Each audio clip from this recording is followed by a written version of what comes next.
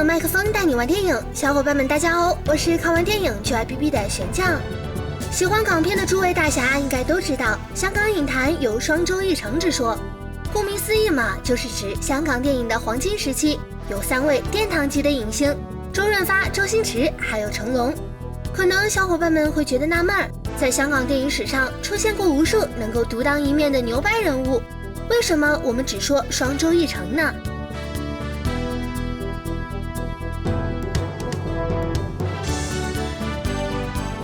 其实双周一成主要是指3人所主演的电影在香港电影史上曾经创造过逆天的票房神迹，而人气、影响力和影帝头衔什么的并非是双周一成这一说法的主要参考因素，所以嘛，其他牛掰的影星不在这一说法之内也就可以理解了。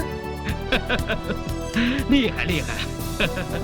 好，那么这3位大神究竟创造过什么样的逆天票房神迹呢？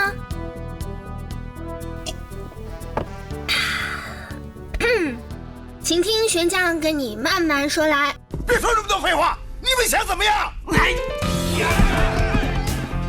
？1985年，香港电影正式步入黄金时期，香港影坛百花齐放，人才辈出，经典作品嘛更是层出不穷，电影市场的票房竞争也达到了白热化的程度。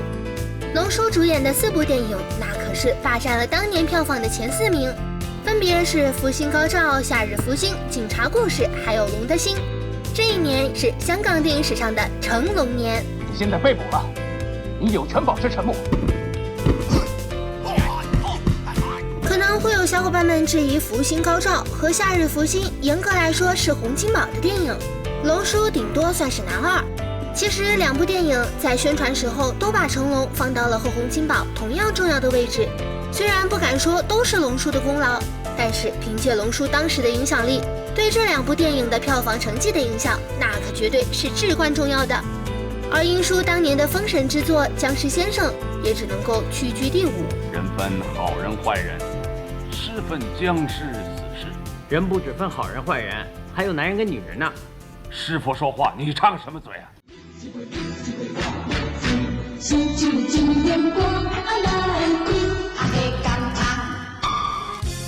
？1986年，龙叔没有电影上映，周润发以一部《英雄本色》惊艳了世人。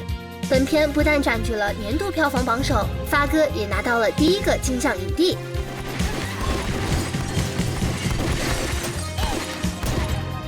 而这一年票房榜的前10的其他几部电影，那可是经典云集，有《富贵列车》、最佳拍档之千里救差婆、最佳福星、朱古力神探、南北少林、刀马旦、僵尸家族、霹雳大喇叭和开心鬼撞鬼。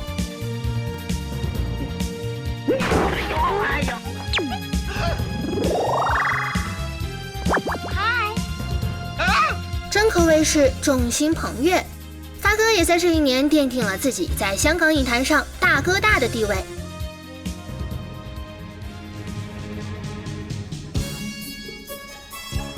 1987年，龙叔霸气回归，以一部用生命换来的龙兄虎弟强势问鼎，其主演的 A 计划续集也排到了第3。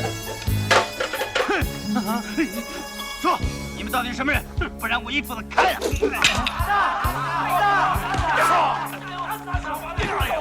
不过这一年的辉煌还是属于发哥的，他一口气拍了11部电影，有5部杀入年度票房榜前10，分别是《监狱风云》、《秋天的童话》、《英雄本色》续集、《鬼新娘》和《金装追女仔》。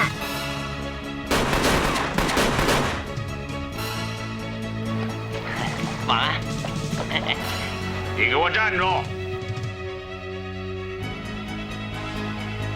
还有一部没有进前10的，但是却让发哥再度斩获金像影帝的《龙虎风云》。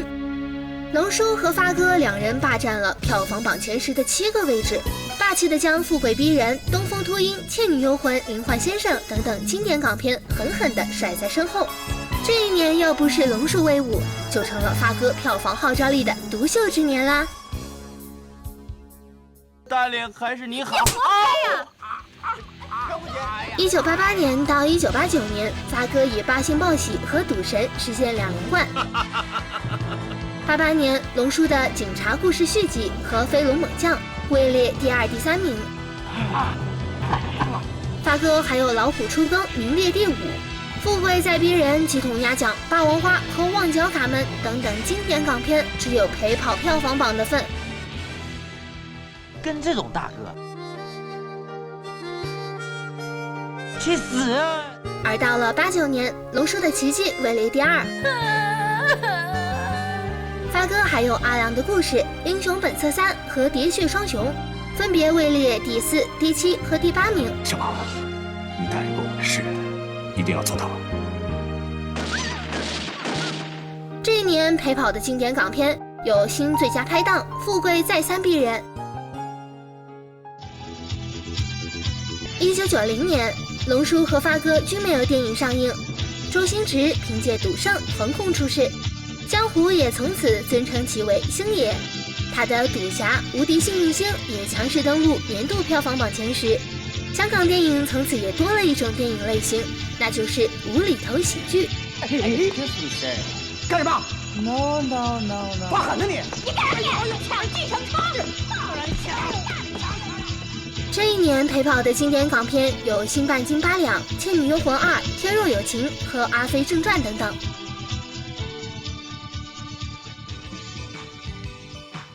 把枪放下！你敢？要不然我就放一把火把它烧掉，抱在一块死！哎，有没有火？有没有火？没有，你呢？没有。从90年开始，星爷将香港电影票房榜的冠军宝座霸占了长达4年之久。91年，星爷凭借着《逃学威龙》登顶，《整蛊专家》《上海滩赌圣》也进入了前10。你这么贪心是没有好结果的。弟姐，其实很简单，我的愿望就是想再要3个愿望啊！还有《新精武门》《龙的传人》《情圣》进入了前20名。大人有无情的太极拳！哎呦，还没开始。龙叔的《飞鹰进化》位列第2，发哥的《纵横四海》和《监狱风云2》位列第5和第10。我是赤柱监狱的典狱长。哦，这一年陪跑的经典港片有《黄飞鸿》《笑傲江湖》和《倩女幽魂3》等等。这梳子，用来梳眉毛很舒服的，你要不要试一试？怕了吧？你现在知道没别人高的痛苦了吧？92年，星爷创造了一项前无古人后无来者的壮举，他主演的《审死官》《家有喜事》《鹿鼎记》《鹿鼎记2》《武状元苏乞儿》霸占了票房榜的前5。如果我没看错，你会是乞丐中的霸主。乞丐中的霸主？那是什么？还是乞丐。逃学威龙2和漫画威龙也进入了前20名。其他人再怎么牛掰，也就只能够争个第6名。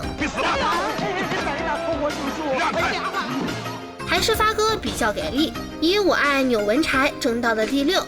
龙叔的双龙会和超级警察位列第9和第10名。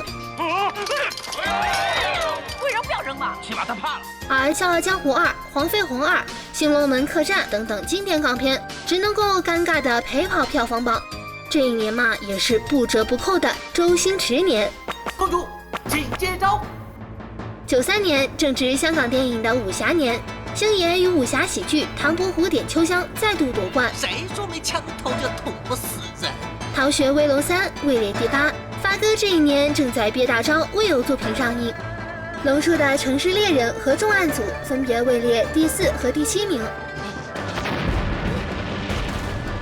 而《黄飞鸿3》方世玉及续集，《黄飞鸿之铁鸡斗蜈蚣》，《太极张三丰》，《倚天屠龙记之魔教教主》，《铁马6》，《青蛇》，《霸王别姬》，《东成西就》等等超级港片，还是只有陪跑的份儿。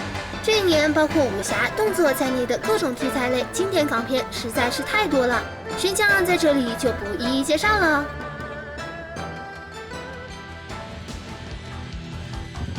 94年全球电影大爆发，全世界出产了无数经典电影，香港那也是不例外的。发哥憋足了气儿，终于放了个大招，以《赌神2》争夺久违4年的票房冠军宝座。他的《花旗少林》也位列第5。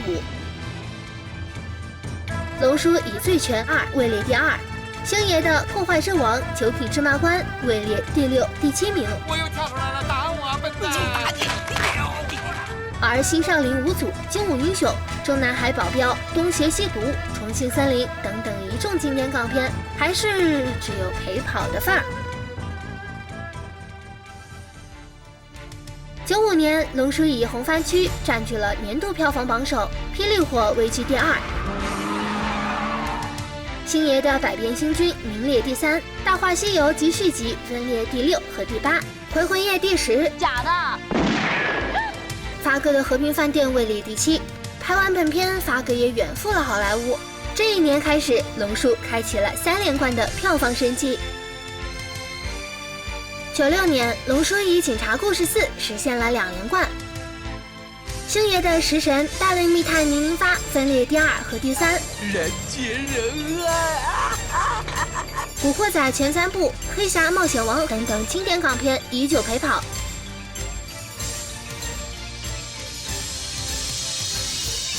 97年，成龙以《一个好人》夺得票房榜首，实现了3连冠。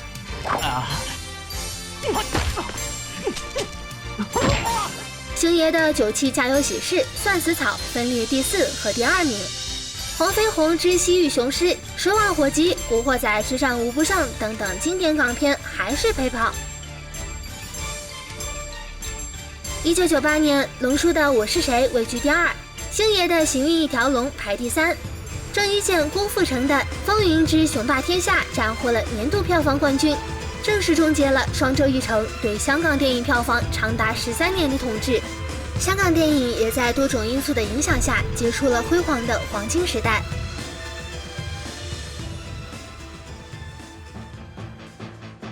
说到这里，小伙伴们可能又会有疑问，为何3位大神会有如此强悍的票房统治力呢？其实，在香港电影辉煌的那个时代，虽然是牛人辈出，但是仅有这3人真正做到了用个人魅力去引领电影热潮，并且不断创新进取，在长期保证电影超高产量的同时，还能够保证影片均具备较高的制作水准。刚刚那场戏，我从头带到尾看的是水准之中有目共睹。龙叔和星爷都开创了具有强烈个人风格的电影类型，这种个人风格完全可以让观众忽略掉导演、剧本以及角色。成龙电影和周星驰无厘头喜剧在那个年代已经超越了电影本身，成为了当时香港的一种流行娱乐文化。所以你到了电影院不买张龙叔和星爷的电影票，都显得自己太 low， 都不好意思说自己是来看电影的。你说卖了所有钱都给我的，不许赖皮哦！哎，以你的智慧唬得了你吗？那倒也是。